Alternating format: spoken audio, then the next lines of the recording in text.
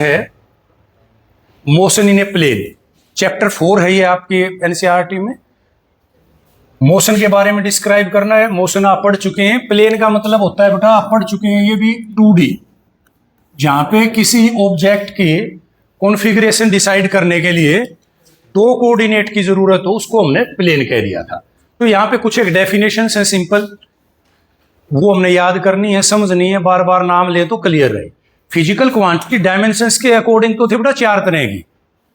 Nature of directions के हिसाब से हम कह रहे हैं, मैग्नीट्यूड के हिसाब से they are of 3 types basically, scalar, vector, tensor.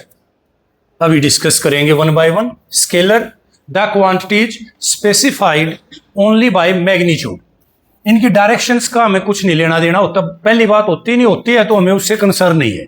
उनको हमने कह दिया the quantities which are specified by magnitude only are called scalars. For example time, distance, speed, work, energy etcetera, और भी हो सकते। Then vector the physical quantities which have magnitude as well as direction and follow vector laws. 3 condition दे दी, magnitude भी है, direction भी है, और जरूर ये 2 चीजें सफिशिएंट नहीं है, साथ में क्या कर रहा है वो वेक्टर लॉज को मान रहा है। वेक्टर लॉज को नहीं मान रहा तो वो वेक्टर नहीं है। Are called vectors. Example force, velocity and so. Basically और broadly these are of 2 types. Vector 2 तरह के हैं, एक पोलर वेक्टर, एक axial vector. Polar vector the vector which have a fix starting point, जिसका स्टार्टिंग पॉइंट है, जैसे आपने फोर्स लगाई किसी बॉडी में तो मूव ऑन कर रही है, उसको हमने कह दिया polar vector. Axial vector the vectors which represent the rotational effect, जिनका स्टार्टिंग पॉइंट नहीं है। जैसे बेटा एक सर्कल में रोटेट कर रहा है कोई, यहां पे ये, अब इसका हमें ये कंफर्म नहीं है ना कहां से शुरू किया था, तो यहां पे जो चीजें लग रही हैं उनको हम कहेंगे एक्सियल वेक्टर्स। लाइक टॉर्क लिख रखा होगा नाम आगे, angular velocity, angular momentum etcetera. इनको हम क्या कह देंगे, एक्सियल वेक्टर। जिनका स्टार्टिंग पॉइंट है, जिनका नहीं है, जिनका रोटेशनल इफेक्ट है, those represents rotational effect and act along the axis of rotation are called axial vectors. Tensors the quantity which have different values in different directions at the same point. Example,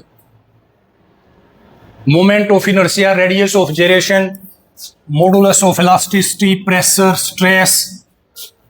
pressure को भी एक बार यहां से आप अभी नहीं समझ पाएंगे, प्रेशर को ना माने अभी। स्ट्रेस प्रेशर भी होता है, लेटर ऑन हम डिस्कस करेंगे कुछ एक। Stress, conductivity, resistivity, refractive index, ये सारे क्या हैं, टेंसर्स हैं। Basically these are neither scalars nor vectors. Representation of a vector, एक वेक्टर को रिप्रेजेंट कैसे करेंगे। एक वेक्टर अगर कहीं दिखाना है हमने तो 2 बातों का ध्यान रखना है, alphabet with an arrow, alphabet with an arrow. जैसे graphically vector are draw as arrows, आपने भाई ये ड्रॉ कर दिया, यहां से लेकर यहां तक एक वेक्टर जा रहा है, जहां पे वो खत्म हो रहा है उस पॉइंट का नाम हेड होगा, शुरू हुआ था वहां पे टेल होगा। टेल को साथ में हम कहेंगे इनिशियल पॉइंट, हेड को फाइनल पॉइंट। टेल से लेकर हेड तक जो लेंथ है वो होगा उसका मैग्नीट्यूड। और जो एरो, अब इसको हर बार ग्राफ तो बनाएंगे नहीं, कैसे लिखे तो हम इसको लिख देंगे, से मान लिया यहां से यहां तक ए वैल्यू थी तो A with arrow and it is known as vector A. कई बुकों में, हायर क्लासेज में भी जाओगे तो वेक्टर ए वो बार बार नहीं लिखता, क्योंकि इसके लिए फिर स्पेशल वो चाहिए उसको हर बार टाइप करने के लिए, इसके ऊपर भी जाना है, पावर में भी जाना है।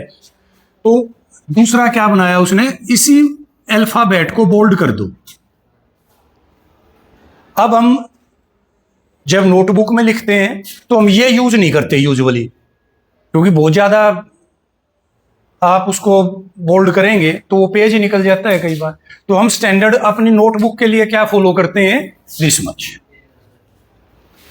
Graphically vector are drawn as arrows, an arrow has both the magnitude, magnitude जितनी लेंथ एरो की है उतना उसका मैग्नीट्यूड है, and direction, the direction in which it points, points मतलब एरो हेड किधर जा रहा है। The starting point of a vector is known as tail और origin, and end point is known as head और टिप।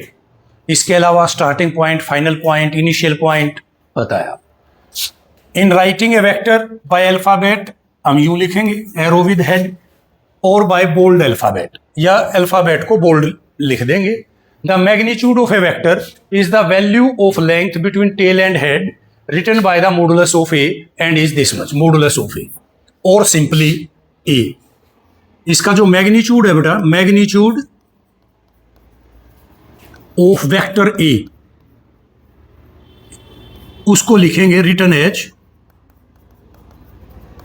या तो ये लिख दिया।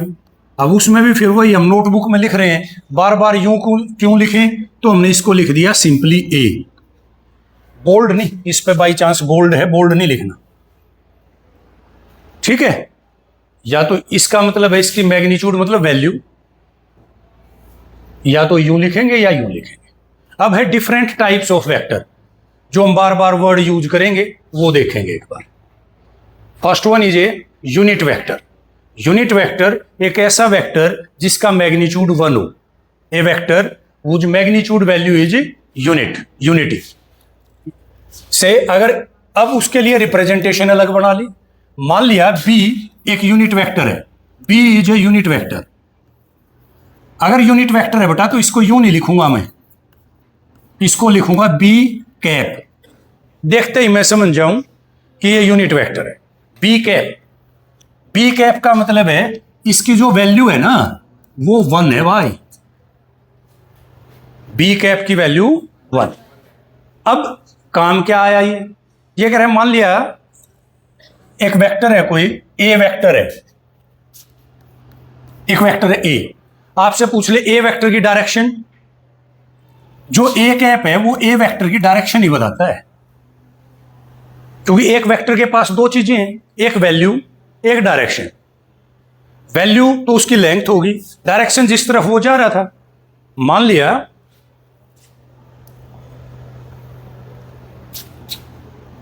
एक पर्सन इधर जा रहा है, उसकी स्पीड है 30 मीटर पर सेकेंड, और हम कह रहे हैं ये एक्स एक्सिस है, मान लिया एक्स एक्सिस में जा रहा है भाई।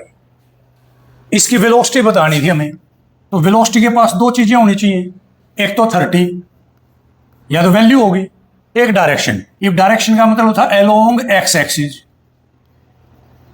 अलोंग एक्स एक्सिस को हमने यूनिट वेक्टर में बदलना था। इसको मैं कह देता 30 वी कैप, एक्स की जगह कोई और भी होता, हालांकि एक्स एक्सिस के लिए अलग से हम आगे जाएंगे तो हम पढ़ेंगे, आई कैप लिख देते हैं। फिक्स कर दिया हमने, कोई भी बॉडी एक्स में जा रही है। ये मैंने वी कैप क्यों लिखा है यहाँ, क्योंकि जरूरी नहीं ना एक्स में जा रहा हो। आप यहां कह देते जी नॉर्थ को जा रहा है, साउथ को जा रहा है, तो वो वी कैप लगा दिया जो वी की डायरेक्शन है। वी कैप का मतलब डायरेक्शन तो वी वाली, पर वी की अपनी वैल्यू 1। क्लियर है, वही इसने बता दिया। ए यूनिट वेक्टर ऑफ ए का यूनिट वेक्टर क्या होगा, ए कैप होगा। अब ए वेक्टर बराबर है ए का मैग्नीट्यूड इनटू ए की डायरेक्शन। तो ए कैप की वैल्यू कितनी होगी, ए कैप बराबर वेक्टर ए बाय मैग्नीट्यूड ए। और इसकी वैल्यू निकालेंगे तो, अब मान लिया इसकी वैल्यू निकाल रहे हैं, देखो वैल्यू ऑफ ए, इसकी वैल्यू का मतलब होगा इसकी वैल्यू। अरे ए की वैल्यू तो ए थी ये, और यार पहले वैल्यू थी, कितनी होगी 1। यानी यूनिट वेक्टर की वैल्यू 1 है, और डायरेक्शन वही होती है जो दिए हुए वेक्टर की हो, जिसका भी वो यूनिट वेक्टर है उससे की डायरेक्शन बस वैल्यू 1 होगी। जैसे v की वैल्यू तो 30 थी, पर v कैप की वैल्यू 1 थी। Unit vector is a unitless and dimensionless vector. Unit vector की कोई यूनिट नहीं है, कोई डायमेंशंस नहीं है। इसी को अब यहां से समझना था, कभी कंफ्यूज हो जाओ, वो पूछ भी सकता है, यू ईयराइज होते हैं कि इसकी वैल्यू इसने कह दी 30 वी कैप, वो कह रहा है इसके डायमेंशंस तो हैं या यूनिट तो हैं मीटर पर सेकंड, ये बताओ इसके क्या डायमेंशंस होंगे। इसके डायमेंशंस नहीं होंगे, क्योंकि ये तो सिर्फ डायरेक्शन है बेटा, ये तो सिर्फ यूं बता रहा है जा किस तरफ रहा है। जो यूनिट थी ना वो तो 30 के साथ थी, 30 मीटर पर सेकेंड। वेलोसिटी की वैल्यू तो 30 मीटर पर सेकेंड थी। वी कैप तो सिर्फ क्या है, डायरेक्शन। और वो जानबूझ के आपको ये जब देगा तो इसके डायमेंशन जानबूझ के पता होगा भाई ये वैल्यू है, इसके डायमेंशन है 30, ये बताओ इसके क्या डायमेंशन होंगे। और पहली ऑप्शन देगा मीटर पर सेकेंड, ताकि दूसरी सोचो ही ना। ठीक है, तो ध्यान रखना है यूनिट वेक्टर यूनिट लेस होता है, डायमेंशन लेस होता है, इसकी सिर्फ डायरेक्शन होती है। अगर रेक्टेंगुलर कोऑर्डिनेट की बात करें जो सबसे ज्यादा हमें यूज होंगे, तो हमने कुछ एक यूनिट वेक्टर फिक्स कर लिए। ये वाला रेक्टेंगुलर का मतलब ये भी बताएंगे, ये x, ये y, ये z। रेक्टेंगुलर का मतलब है बेटा which makes an angle of 90 degree with each other. Rectangle में कितने डिग्री का एंगल बनता है? 90 का। तो यहां पे जो आप देखें ये जो कॉर्नर है, इन आपस में दीवारों में कितना एंगल है? 90 का है। एक x एक्सिस, एक y एक्सिस, एक z एक्सिस, तीन 3D कोऑर्डिनेट हमने मैक्सिमम पढ़ने थे स्पेस में, तो इनके लिए हमने फिक्स किया। अगर कहीं पे है कोई बॉडी जा रही है x एक्सिस में, तो कह रहे हैं x एक्सिस की जो डायरेक्शन होगी ना उसको हम लिखेंगे आई कैप। आई कैप एक यूनिट वेक्टर है अलोंग x एक्सिस, आयोटा नहीं है, I cap. y j cap, z k cap. I is not equal to j is not equal to k। तीनों बराबर नहीं है, तीनों की डायरेक्शन अलग अलग है, पर तीनों की वैल्यू बराबर है। वैल्यू तीनों की बराबर है, वैल्यू तीनों की 1 है। ठीक है, वैल्यू लगी तो मैग्नीट्यूड आ गया। Magnitude of I is magnitude of j is magnitude of k is 1, but they are not equal, they represent the different directions. Equal vector, बड़ा इक्वल वेक्टर ऐसे वेक्टर होते हैं जिनका मैग्नीट्यूड भी सेम और डायरेक्शन भी सेम हो, जो एक ही डायरेक्शन में जा रहे हो और उनकी वैल्यू बराबर हो, उसको हम कह देते हैं इक्वल वेक्टर्स। नेगेटिव वेक्टर एक दूसरे के अपोजिट। मान लिया एक वेक्टर तो ये है बेटा, ए से बी पे जा रहा है, और एक वेक्टर ये है पर आ इधर रहा है, वैल्यू बराबर है, से इसको हमने कह दिया सी डी। तो ये कह रहा है जो ए बी वेक्टर है वो सी डी का उल्टा है भाई। ए बी सी डी का नेगेटिव वेक्टर है। अगर मैं कहता कि इसकी वैल्यू पी वेक्टर है बेटे, तो इसकी वैल्यू क्या कह सकते हैं हम? माइनस पी है। ये मतलब है इसका। Negative vector two vectors with equal magnitude, जिनकी वैल्यू बराबर हो और डायरेक्शन अपोजिट हो, उनको हम कहते हैं नेगेटिव वेक्टर। नेगेटिव वेक्टर के बीच में कितना एंगल होता है? अब वो नहीं लिखा हुआ, अब हमें पता होना चाहिए कितना एंगल होगा नेगेटिव के बीच में। उल्टे नहीं होंगे, एक इस तरफ है बेटे, एक इस तरफ है। ठीक है, नेगेटिव वेक्टर के बीच का एंगल 180 होता है। अनइक्वल वेक्टर्स ऐसे वेक्टर चाहे जिनकी वैल्यू बराबर ना हो, वैल्यू बराबर हो डायरेक्शन बराबर ना हो, अलग अलग डायरेक्शन में हो। भाई बेशक उसकी वैल्यू 5 है, एक तो इधर जा रहा है 5 मीटर पर सेकंड से, और एक इधर जा रहा है 5 मीटर पर सेकंड से। एक वेक्टर v1 है, एक वेक्टर v2 है, तो हम कहेंगे ये अनइक्वल है भाई, वैल्यू बराबर है पर डायरेक्शन बराबर नहीं है। क्योंकि इक्वल होने के लिए कंडीशन थी वैल्यू भी सेम हो, डायरेक्शन भी सेम। अनइक्वल वेक्टर ऐसे वेक्टर जिनका या तो मैग्नीट्यूड बराबर नहीं है या डायरेक्शन बराबर नहीं है। पैरेलल वेक्टर ऐसे वेक्टर, पैरेलल वेक्टर बेटे ऐसे वेक्टर जिनकी डायरेक्शन सेम हो, सिर्फ डायरेक्शन सेम हो। डायरेक्शन सेम का मतलब दोनों एक ही तरफ जा रहे हो, तो ऐसे वेक्टर के बीच में एंगल कितना होगा? 0। मैग्नीट्यूड कुछ भी हो, डायरेक्शन सेम हो, उनको हम कह देंगे पैरेलल। एंटी पैरेलल जिनकी डायरेक्शन अपोजिट हो, वैल्यू कुछ भी हो, एक दूसरे से अपोजिट चल रहे हो, एक इधर जा रहा है एक इधर जा रहा है, उनको हम कह देंगे एंटी पैरेलल वेक्टर्स। यहां पे जो एंगल है 180 होगा, यहां पे एंगल 0 होगा।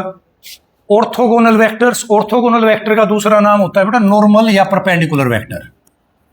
नॉर्मल वेक्टर्स ऐसे वेक्टर बेटा जिनके बीच में 90 डिग्री का एंगल बनता हो। जैसे अभी हमने ड्रॉ किए थे, ये जो आई जे किए थे, ये क्या थे? सारे ऑर्थोगोनल वेक्टर्स थे बेटा। ऐसे वेक्टर्स जिनके बीच का एंगल 90 डिग्री होता है, उन्हें हम ऑर्थोगोनल वेक्टर कहते हैं। ऑर्थोगोनल यूनिट वेक्टर जिनकी वैल्यू भी 1 हो और एक दूसरे के परपेंडिकुलर भी हो, आई जे के ऑर्थोगोनल यूनिट वेक्टर भी हैं, ऑर्थोगोनल भी है। ऑर्थोगोनल यूनिट वेक्टर फिर आ गया। को इनिशियल वेक्टर्स समझेंगे एक बार। को इनिशियल नाम से ही क्लियर है। को इनिशियल ऐसे वेक्टर बटे जो एक ही पॉइंट से शुरू होते हैं, जिनका स्टार्टिंग पॉइंट सेम हो, उनको हम कहते हैं को इनिशियल वेक्टर्स। जैसे आप सब हैं, आपकी जो वेलोसिटी की बात करें या डिस्प्लेसमेंट की बात करें तो वो को इनिशियल नहीं है, सब अपने अपने घर से आ रहे हैं। लेकिन रोहतक बस स्टैंड पे शाम को सारी बसें आगे खड़ी होगी, वो जो वहां से चल रही हैं सारी सुबह, वो सारी क्या होगी? को इनिशियल, जो एक पॉइंट से चल रही है। अब मान लिया अब आपकी छुट्टी होगी, अब डिस्प्लेसमेंट अगर काउंट करेंगे तो क्या हो जाएगा? को इनिशियल हो जाएगा, क्योंकि आप सारे स्कूल से चलना शुरू करोगे, सुबह जब आए हो जब नहीं हो। को इनिशियल ऐसे वेक्टर्स जिनका स्टार्टिंग पॉइंट कॉमन हो, सेम हो। को लीनियर वेक्टर्स ऐसे वेक्टर्स जो एक ही लाइन में चल रहे हो। यहां ध्यान करें बेटा, ये पैरेलल भी हो सकते हैं, एंटी पैरेलल भी हो सकते हैं। मान लिया हमने ये एक लाइन बना दी अलग अलग, मैं थोड़ी सी ब्रॉड कर लेता हूं इसको। आपने ये लाइन बनाई, ये एक लाइन मान ली हमने, क्योंकि समझ में जब आओगा थोड़ा सा। इस पे ये कह रहा है कोई इधर जा रहा है, कोई वापिस आ रहा है इधर, तो ये सारे कोलिनियर है जो एक लाइन में चल रहे हैं, आगे पीछे बेसिक चल रहे हैं। अगर सिंगल लाइन देखनी थी बिल्कुल, ये हालांकि मैंने प्लेन ले लिया एक तरह से। अगर इसको और ज्यादा आप यूं समझना चाहो तो आप यूं समझते हैं कि ये एक लाइन है भाई, इस पे अलग अलग पर्सन मूव ऑन कर रहे हैं, कोई इधर जा रहा है, कोई सामने से आ रहा है। तो ये सारे के सारे क्या हैं? कोलिनियर हैं, जो एक लाइन पे चल रहे हैं, किसी भी तरफ चल रहे हैं। They are lies in same line are called collinear. Coplanar vectors जो एक प्लेन में लाई कर रहे हो। ये दीवार बेटा एक प्लेन है, एक्स एक्सिस वाई एक्सिस। इस दीवार पे जो भी रखा हुआ है वो सारा का सारा कोप्लेनर है। ये बोर्ड, वो ट्यूबलाइट, ये ट्यूबलाइट, एनीथिंग जो भी इस बोर्ड पे है आपने मार्क कर दिया, एक चींटी चल रही है, ये सब क्या है? कोप्लेनर हैं। The objects lies in same plane. Localized vectors, the vectors whose initial point is fix. ऐसे वेक्टर जिनका इनिशियल पॉइंट फिक्स होता है उसको हम कहते हैं लोकलाइज्ड वेक्टर्स।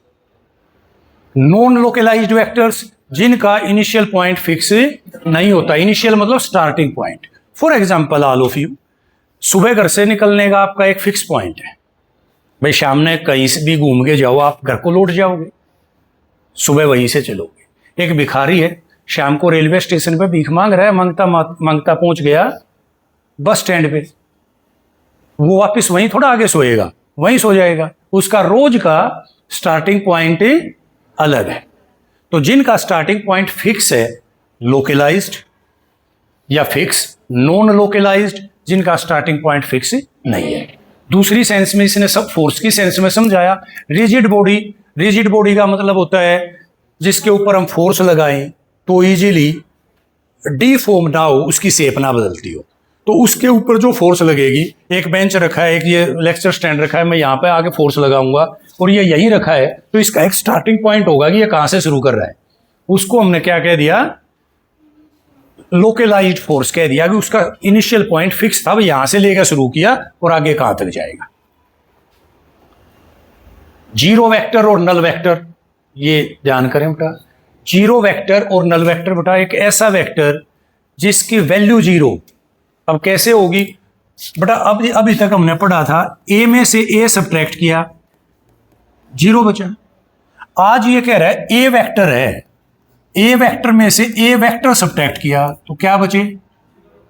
जीरो नहीं, जीरो वेक्टर बचना चाहिए। वेक्टर में से वेक्टर जाएगा तो वेक्टर बचेगा, तो वेक्टर में से वेक्टर गया तो जीरो वेक्टर बचा भाई। या तो इसको बोल्ड कर दूंगा या इसके ऊपर एरो लगा दूंगा। अब जो जीरो वेक्टर बचा, इसका मैग्नीट्यूड तो क्या होगा? जीरो होगा। डायरेक्शन, डायरेक्शन भी तो बतानी पड़ेगी। तो कह रहा है जीरो ए हो गया तो इसकी आर्बिट्रेरी डायरेक्शन है बेटा। आर्बिट्रेरी का मतलब आपने कह दी नॉर्थ को जा रहा है, मैंने दूसरे से पूछा, उसने कह दिया जी ईस्ट को जा रहा है। दोनों सही है। आर्बिट्रेरी इनफाइनाइटली वर्ड आएगा इसमें, अपनी मनमर्जी है, ठीक है। A vector with zero magnitude and arbitrary directions, काल्पनिक, known as zero or null vector. Its direction is not defined. It is denoted by a zero vector. Clear है? एग्जाम्पल, आपने कह दिया एक बॉडी रेस्ट में रखी है, ये बताओ उसकी स्पीड कितनी है, तो जीरो होगी, वेक्टर की बताने की जरूरत नहीं। आपने कह दिया इसकी वेलोसिटी बताओ, वेलोसिटी भी जीरो है, फिर आपसे कह दिया इसकी डायरेक्शन बताओ। आर्बिट्रेरी का मतलब जो आपका मन करे वही डायरेक्शन है, क्योंकि वेलोसिटी तो जीरो है, चल तो वो रही नहीं, तो उसको आपको खुद डिफाइन करना था। किसी ने कह दिया जी ये नॉर्थ को जाएगी अगर चलती तो इसकी डायरेक्शन तो नॉर्थ को है, दूसरा कह रहा है जी साउथ को, दोनों सही है। अगर उसका मैग्नीट्यूड जीरो है तो पोजीशन वेक्टर बेटा, एक ऐसा वेक्टर जो किसी भी ऑब्जेक्ट की पोजीशन को रिप्रेजेंट करता है उसको पोजीशन वेक्टर कहते हैं। It is represented by straight line and, देखेंगे कैसे ये किया हुआ है आपने, बस आपने ये पढ़ रखा है मैथ में कोऑर्डिनेट सिस्टम में। मान लिया ये प्लेन ले लिया मैंने एक्स वाई, ये ओरिजिन होता है, पता ही है सबको। एक बॉडी यहां रखी है भाई, पी पॉइंट पे रखा है कोई, तो पी पॉइंट पे तो इसके दो कोऑर्डिनेट होंगे एक्स वाई, और ओ से पी अगर मैं इसको डायरेक्ट मिला दूं, ओ से पी, अब ओ से पी जा रहा है, वेक्टर है तो एरो भी देना है, एरो दे दिया ओ से पी, तो ये कह रहा है ओ पी क्या है, एक पोजीशन वेक्टर है। O P is the position vector of P, O P position vector है पी का, वो बता रहा है कि पी कहां पर है। अब बार बार ओ पी ना लिखना पड़े उसके लिए भी हमने एक और शॉर्टकट निकाला, इसको मैं लिख देता हूं आर से, कि जो ओ पी है वो आर के बराबर है, OP इक्वल टू आर। अब मैं कह दूंगा पोजीशन वेक्टर के कौन है, आर है, एक ऐसा vector which represents the position of any point और ऑब्जेक्ट, ये इस पॉइंट की या इस ऑब्जेक्ट की पोजीशन बता रहा है, तो आर क्या है, एक पोजीशन वेक्टर है। समझ में आ गई? एक ऐसा वेक्टर जो किसी बॉडी की किसी पॉइंट की पोजीशन बताता हो उसको हमने कह दिया पोजीशन वेक्टर। इसके पास एक डायरेक्शन होगा, मैग्नीट्यूड होगी, होगा क्या बेसिकली एक स्ट्रेट लाइन होगा, ये वही लिखा है, with respect to origin by straight line and direction called position vector. Clear? Displacement vector, displacement vector में आ जाओ, यहीं पे ये कह रहा है ये जो बॉडी थी पी, ये घूम फिर के क्यू पे पहुंच गई, ठीक है, थोड़ी देर बाद ये चल के क्यू पे चली गई, क्यू की पोजीशन निकाली यहां से। अब थोड़े से इसी में हमने नाम चेंज किए, ये कह दिया मैंने R1 और ये कह दिया R2।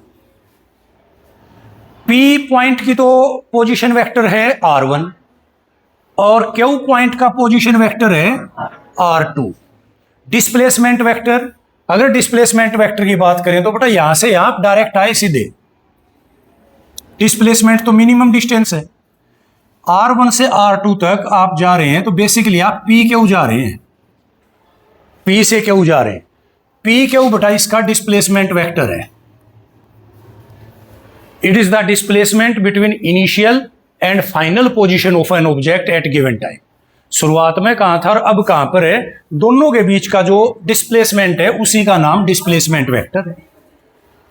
It is independent of path followed, दिखाई रखा है जो ब्लू वाला है वो पाथ था, उस पर डिपेंड नहीं कर रहा। The path length is always equal और ग्रेटर देन द डिस्प्लेसमेंट, या डिस्टेंस जो पाथ लेंथ है वो या तो बराबर होगी या उससे कम होगी। अब पी क्यू को रिप्रेजेंट करने के लिए आप क्या कह सकते हैं, हमें पता है पी क्यू तो क्या होना चाहिए बेटा, फाइनल पोजीशन माइनस इनिशियल, ऐसे ही तो निकालते रहे हैं आप।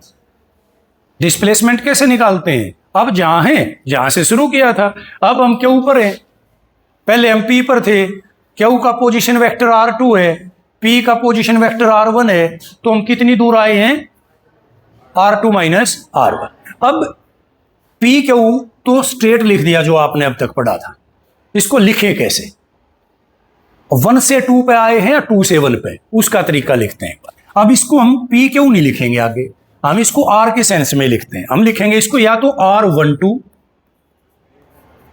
R12 का मतलब है displacement from first position to second position. R12 1 पे थे, 2 पे चले गए। R21 लिखना होता तो R21 का मतलब है डिस्प्लेसमेंट फ्रॉम 2 to 1। ये मतलब समझ में। अब हम कहां से कहां आ रहे हैं, तो इस डिस्प्लेसमेंट को क्या लिखूंगा मैं? R12। और अगर 2 से 1 आता तो ये डायरेक्शन क्या होती? अपोजिट होती। भाई इधर आता, अपोजिट होती तो फिर मैं इसको यूं लिखता, इधर जाने वाला क्या होता? R21, 2 से शुरू किया 1 पे गया। और R12 की वैल्यू मैंने क्या याद कर ली? अब R12 की वैल्यू याद कर ली, R2 माइनस R1। तो R21 क्या हो जाता? R1 minus R2।